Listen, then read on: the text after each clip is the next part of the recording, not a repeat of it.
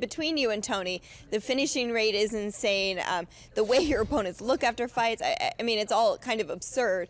When you look at this, can you picture it going all 25 minutes? No, absolutely not. There's only one way for me. I'm 100% right now, and I will be 100% when I'm done. Either I go to sleep or they go to sleep. That's the name of this game. It's a very dangerous sport. Has nothing on coronavirus. I'm going to get cut up, get some stitches, and walk away with a belt. You know, in terms of the opponent, Tony is kind of unlike a lot of other athletes, very creative inside the octagon. What do you see from him as an opponent?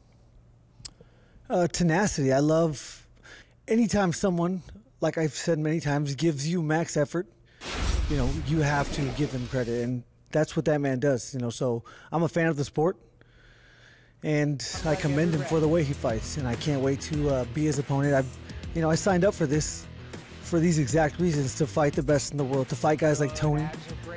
I've been wanting to fight him for a long time. You know, he's a very experienced foe, and he's got a lot of wins under his belt. So, you know, it's a great it'll look great on my resume, and you know, I'm trying, like all of us, we're trying to be legends, and so this is the perfect opportunity and opponent to keep proving that.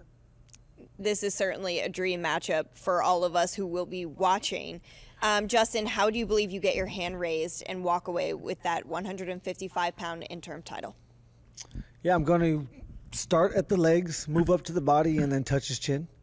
That's the way I do it. My feet are constantly going to keep me off the track, and they're going to keep setting me up for big shots. I'm going to land big shots. I'm going to be very methodical in the shots that I'm throwing. Tony's going to come with a lot of volume, and my feet are going to have to be working to get out of the pocket, to get off the center line.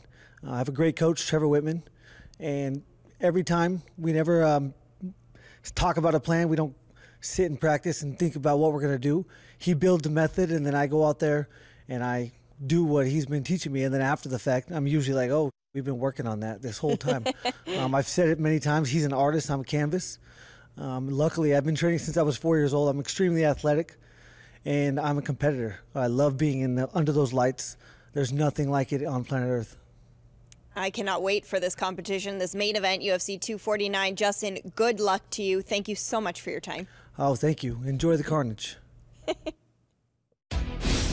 Well, they call it a human highlight for a reason. Take a look at this here. A 90% finish rate, 18 knockouts, 1 submission, and then just 2 decisions, DC, to his name. We know how he can perform on any spot in the card. We know how he can perform in a main event.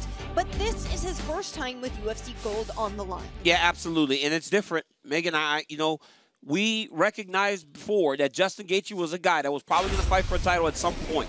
But as a guy that also came from another organization and had championships, there was a big difference in title fight number 1 and a big difference between title fight 1, 2, 3, and down the line. That first one, you can feel it's bigger. You can feel it's different. You can feel how life is going to change for you if you can get your hands on that gold belt that says UFC. It's the greatest prize in all of sports, and if you can become champ, it's the biggest thing you can do. And how is Justin going to handle that opposed to all the other fights? But one time I talked to Justin, he said, what do you feel going into the fight? He says, nothing. And I think he can feel that because of his training methods and because of his mentality. He's as strong mentally as Tony Ferguson is.